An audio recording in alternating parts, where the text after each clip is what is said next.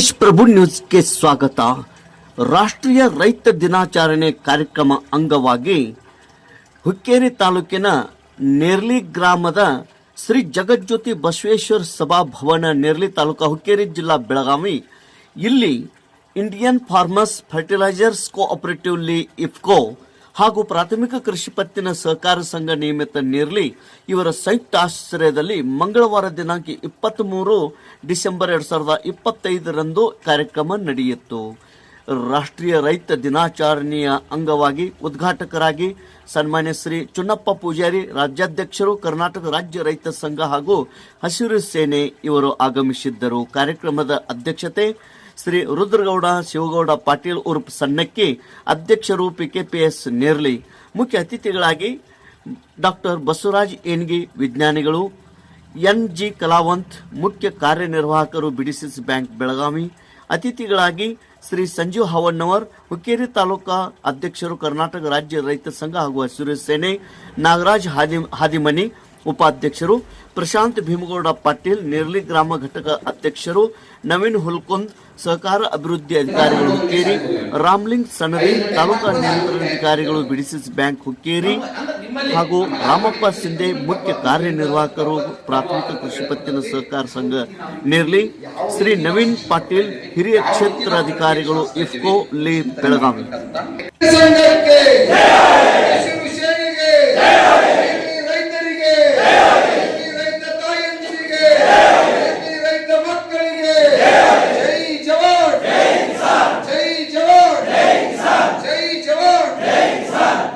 ಈಗ ಪ್ರತಿಯೊಬ್ಬರು ನಮ್ಮ ಮನೆಯೊಳಗ ನಂದ 4 ಜೋಡ, 4 ಹೊಡ್ಯಾಕ 2 ಮೇಲ್ಸಾಕ ಕಟ್ತಿದ್ರು ನಮ್ಮ ಅಪ್ಪ ಇರ್ತ. ಈಗ ನನ್ನ ಮನ್ಯಾಗ ಕೇವಲ 1 ಜೋಡ ಪೂಜೆ ಮಾಡಕ್ ಸುತ್ತ ಇಲ್ಲ, ಪೂಜೆ ಮಾಡಕ್ಕೂ ಇಲ್ಲ. ನನ್ನ ಮನೆಯಲ್ಲಿ 30 ಎಕರೆ ಜಮೀನ್ ಇದ್ರೆ ಅದೆಲ್ಲ ಕೂಡ ಟ್ರ್ಯಾಕ್ಟರ್ಲೇನ ಮಾಡಕ್ ನಾವು. ನಮ್ಮ ಅಪ್ಪ ಹೇಳಿದ್ರು ಕೂಡ ನಮ್ಗೆ ತಿಳಿಯೋದಿಲ್ಲ. ಈಗ ಸರ್ ಹೇಳಿದ್ರು ಇಂಥ ವಿಜ್ಞಾನಿಗಳು ಇಂಥ ನಮ್ಮ ಭೂಮಿಗಳು ಇನ್ನೂ ಬರಳಿಕೆ ಅಷ್ಟ ಉದಾರಪ್ಪ ಹಿಂದವರ ಅನ್ನುವಂತ ನಮ್ಗೆ ಈಗ ಜ್ಞಾನಿಗೆ ಐತಿ.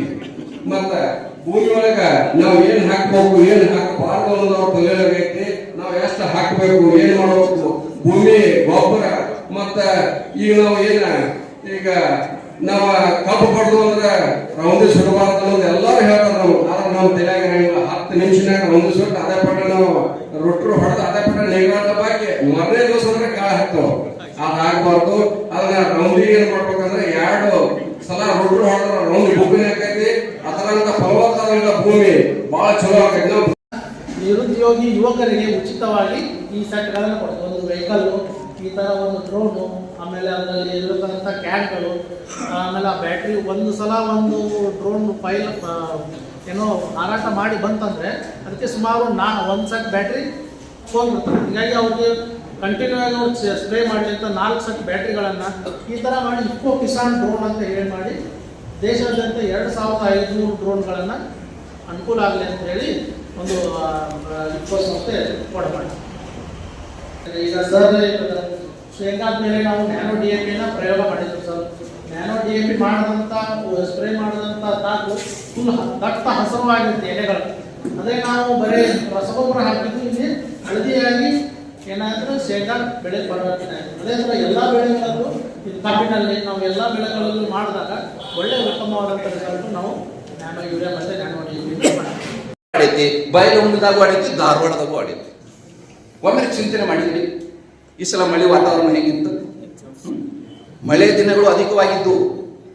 ಜೂನ್ ಜುಲೈದಾಗ ಏನಾರ ತೇವಾಂಶ 1 ಕೋಟಿಗಿಂತ ಜಾಸ್ತಿ ನಿರಂತರವಾಗಿ 60 ದಿನ ಇತ್ತಂದ್ರೆ ನೀವು ನಿರೀಕ್ಷೆ ಮಾಡಿಬಿಡ್ರಿ, ಆ ವರ್ಷ ಅಕ್ಟೋಬರ್ದಾಗ ಬರತ್ತ. ನಿಮಗದು ಬೇಡ, ಬಟ್ ನಮ್ಮ ವಿಜ್ಞಾನಿಗಳಿಗೆ ಬೇಕದು. ಯಾಕೆ ಹೇಳ್ರಿ? ನಾವು ಇಂಥ ವರ್ಷಗಳನ್ನ ಸದುಪಯೋಗ ಪಡಿಸ್ಕೊತೀವಿ. ನಿಮ್ಗೆ ಇನ್ನೊಂದು ಕಬ್ಬು ತಳಿಗಳ ರಾಜ 86-032 ಕೊಡಕ ಇಂಥ 1 ವರ್ಷ ನಡು ಬರ್ಬೇಕ.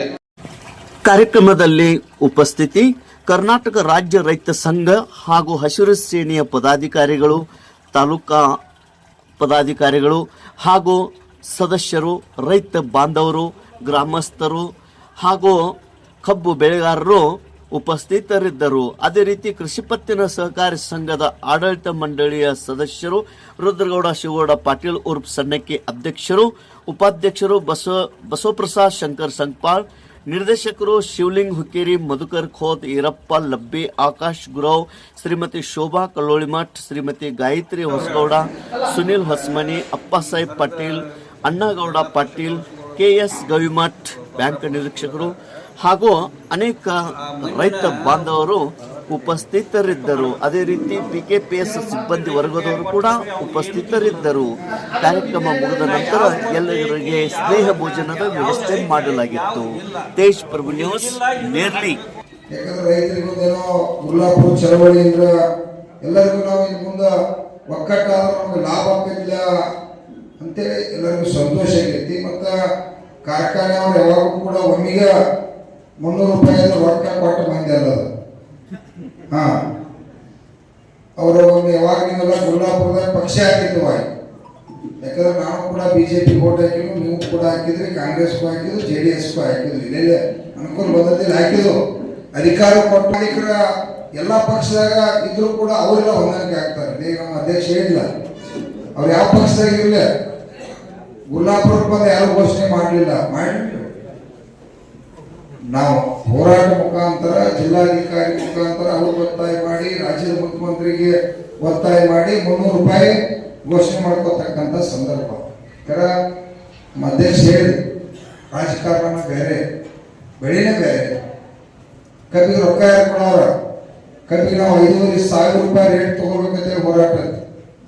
ಇವತ್ತಾವೆಲ್ಲ ಇಪ್ಕೋ ಕಂಪನಿಯವರು ಹಲವಾರು ಎಲ್ಲ ಬೆಳೆಯನ್ನು ಬೆಳೆಯಾತು. ಪಾಪ ಹೀರ್ಯ ಚೇಂಜ್ ಮಾಡ್ಕೋಬೇಕಾಗಿತ್ತು. ಯಾಕಂದ್ರೆ ಹೀರ್ಯ ನಾವೆಲ್ಲ ಭೂಮಿಯನ್ನ ಫಲವತ್ತತೆ ಹಾಳಾಗತ್ತದ. ಈಗ ಬಹಳಷ್ಟು ಕೆಮಿಕಲ್ಸ್ ಗೊಬ್ಬರ ಹಾಕೋದ್ರಿಂದ ಭೂಮಿ ಎಲ್ಲ ಕೂಡ ಹಾಳಾಗಿದೆ.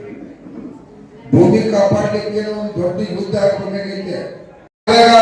ರೈತ ಸಂಘಟನೆಯನ್ನ ಜಾಸ್ತಿ ಒತ್ತು ಕೊಡಾತು ಅಂತಂದ್ರ ಹುಕ್ಕೇರಿ ತಾಲೂಕನ್ನ 1 ವರ್ಷ ಒಳಗಾಗಿ ಸಂಪೂರ್ಣ ನೀರಾವರಿ ಮಾಡಬೇಕಂತ ಆಸೆ.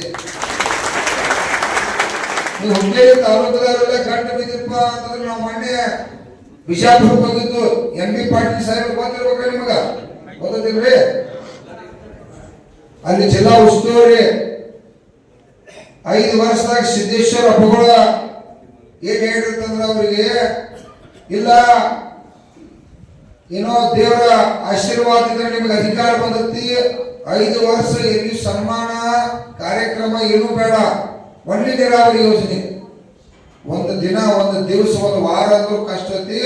ಇದನ್ನ ಒಂದು ತ್ಯಾಗ ಮಾಡತಮ್ಮ, ನಿನ್ ಇತಿಹಾಸ ಆಕತಿ, ನಿನ್ ಬಗೆರತಿ ಆಗ್ತೈತಿ ಅಂತ ಹೇಳಿದ್ರೆ ಅವರ MB ಪಾಟೀಲ್ ಸಾಹೇಬ್ರ 5 ವರ್ಷದ ತ್ಯಾಗ ಮಾಡಿ 14,000 ಕೋಟಿ ರೂಪಾಯಿ ಆ ಭಾಗಕ್ಕೆ ತಮ್ಮ ನೀರಾವರಿ ಮಾಡಿ.